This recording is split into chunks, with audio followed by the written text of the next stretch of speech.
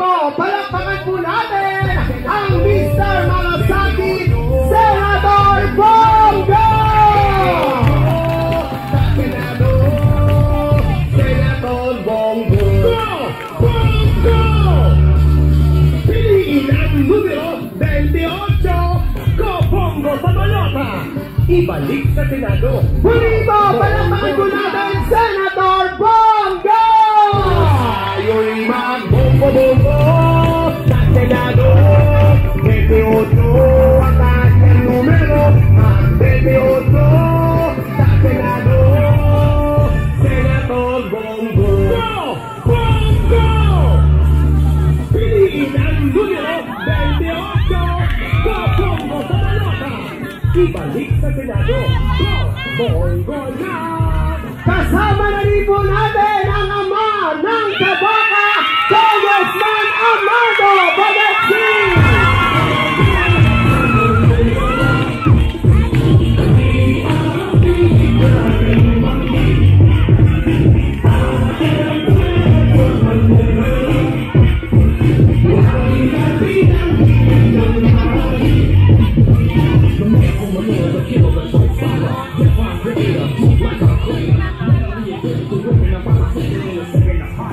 Muli po, palakpakan po natin ang ating mga Yormes Choice, kaibigan ng ating gating Senador Bongo at Congressman Lito Atienza.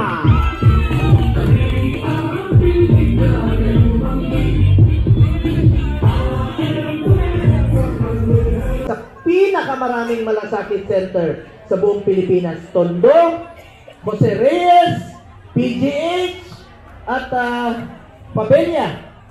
4 po ang inyong malasakit center sa syudad ng Maynila. At sa buong Pilipinas, marami po yan. Lapitan nyo lang po ang malasakit center. Para po yan sa Pilipino. Karapatan nyo po yan. Lapitan nyo lang po. Kung may kailangan rin po kayo, bukas po ang aking opisina bilang inyong senador. Nabanggit ko na kanina, chairman ako ng sports at youth. Sa mga kabataan, kayo ang kinabukasan ng bayang ito. Gusto ko lang po isingit sa inyo. Sa kakaikot ko sa mga hospital, naawa po ko sa mga watcher. Pwera sa mga pasyente na binabantayan nila, hirap rin po sila. Wala silang komportableng higaan o upuan man lang. Tingnan nyo sa PGH. Nasa sidewalk yung mga pasyente, ay yung mga watchers, while waiting sa kanilang mga pasyente, di ba? Kawawa naman yung mga watchers din. Nakaupo lang dun sa sidewalk. Kaya nagpatayo po tayo ng Watchers Hall. 5 po yan. Kasama na ang sa PGH, Heart Center, Quirino Medical Center, at yan po sa Children's Medical Center, Southern Philippines. Yan po. Tingnan niyo po yung litrato. Pwede na pong magpahinga. At the same time, makaupo man lang, komportable ang ating mga watchers while waiting po sa kanilang mga pasyente. Importante po sa akin ang kalusugan ng bawat Pilipino. Kaya nga, galit ako sa PhilHealth dahil sobra-sobra ang pondo nila habang naghihingalo po ang mga pasyente, walang pambayad. Kaya nung budget deliberation, pinapirma ko ang PhilHealth at hindi ko titigilan ang PhilHealth sa kanilang pinangako. Alam nyo ba? Tingnan nyo yung hospital billing ninyo. Sobra-sobra ang pera ng PhilHealth, binalik na sa National Treasury. Tapos yung mga pasyente natin, ang liit ang binabawas. Tingnan nyo, meron isa dyan, Provincial Health Officer ng Camarines sa Norte. Na-admit siya 4 million. Ang sinagot ng PhilHealth, 27,000. Na-admit siya muli, 6 million. Ang sinagot ng PhilHealth, 29,000. A total of 57,000, wala pang 1%. 200,000 yung nakaltas sa sweldo niya, namatay na siya, nalugi pa. Kaya babantayan ko ang PhilHealth. Nung budget deliberation, pinapangako ko, pinapirma ko sila. Ito yung mga pinapangako nila. Sasama na nila yung check-up sa ngipin, kasama na nila yung check-up sa mata at libreng salamin. Tataasan na nila yung case rate by 50%, pero mababa pa rin yan para sa akin. Hindi ako kontento. Kasama na nila yung heart attack, no? Yung emergency cases, mga half a million na po pang emergency cases. At yung pulisya nilang anti-poor na nabantayan ko, tatanggalin na nila. Halimbawa, meron silang pulisya na single period of confinement policy. Sa loob po ng 90 days, bawal kang i-cover ng PhilHealth pagka nagka-pneumonia ka muli. Kalokohan yun. Bakit mo titipirin ng Pilipino? Pera natin yan. Meron pa silang pulisya na kailangan mo magpa-admit ng 24 hours bago nila i-cover. Kalungkuhan po yun. Ngayon, nag-introduce sila ng bagong emergency packages. Meron pa silang pulisya na 45 days lang i-cover nila. Kalungkuhan rin po yun. Ngayon, tinanggal na nila. Yan po ang pinangako nila.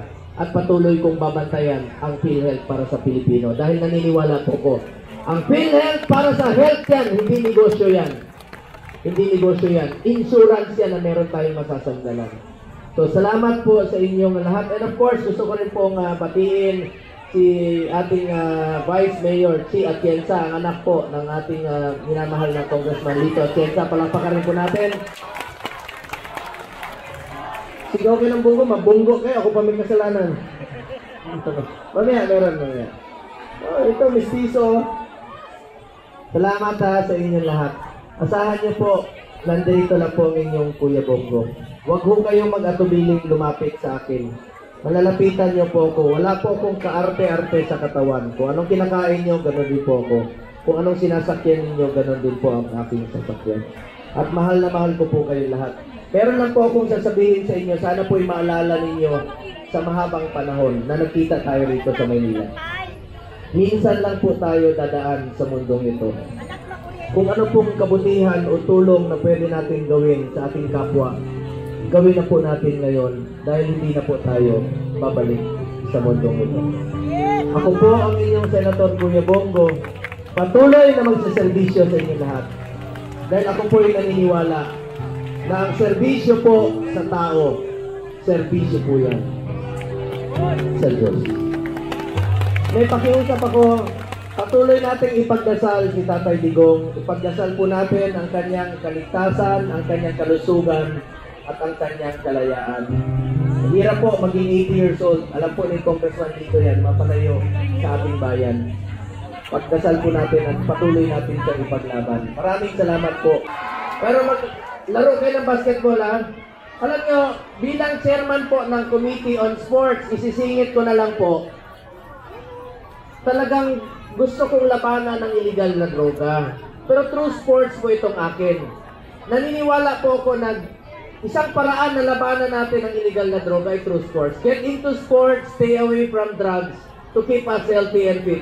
Pagdating ng panahon, kung may mga paliga kayo rito, pa-basketball o may mga atleta kayo, and I'm sure proud kayo. Ako proud ako. Chairman ako ng Sports 2019. Nakamit natin ang first ever gold sa 2020 Tokyo Olympics. At dito pa nanggaling sa Manila nung Paris Olympics, 2 gold po si Carlos Yulo. Palakpakan natin mga taga Manila.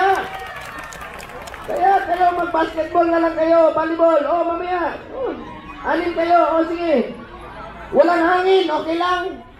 Oh, kung nagmamadali kayo, sayang. Kung nandito si Philip Salvador, maraming hangin sa tiyan. Minsan si Philip Salvador, minsan kasama kami sa kotse, tumutunog yung pantalon niya. Pag hindi ako makahinga, siya panggalit, sabi niya, huwag puro amoy. Nakikiamoy lang daw ako. Kaya mabait yun. Huwag niyo kalimutan na si Mr. Efectivo, Philip Salvador, yung kasamahan ko rin po sa partido. Matulungin po yun. Idol ko yun sa pelikula. Mamaya, huwag kayo mag-alala. Mga kabataan, isa po ako sa author at co-sponsor ng National Academy of Sports. Meron na tayong eskwelahan sa New Clark City. Isa po ako sa author at co-sponsor. National Academy, love you rin po. Isang eskwelahan po ito na pwede na mag-aral at the same time mag-training ang student athletes po.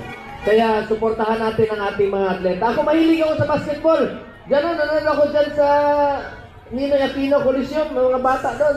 Bongo, bola! Sinisigawan ako, sabi, hoy, Bongo! Sabi ko, hoy ka din! Hindi. Ibig sabihin yan, ang turing nyo sa akin parang kapitbahay lang.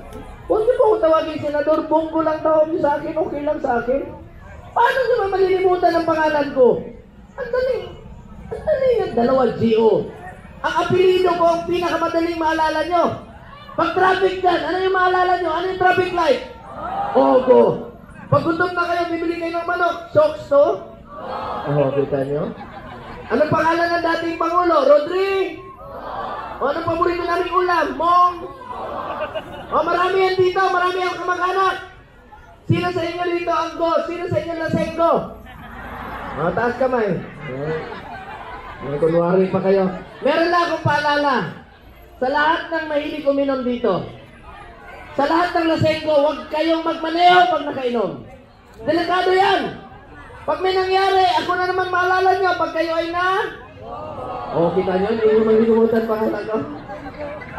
Isa pa, ano paborito nating araw? Walang trabaho. Ning... Huwag kayo maingay. Anong paboritong hotel ni Philip Salvador? Kismoso kayo. Wala naman dito. Biro lang. Gusto kong maging masaya rin po ang inyong pagpupulong ngayon para hindi puro seryoso. At unang-una gusto kong pasalamatan rin po ang ating mga konsehal. Tulungan po natin, Councilor Mon Yupangco, palakpakan po natin. Councilor Zeb Laureano Lau, palakpakan po natin. Ang anak po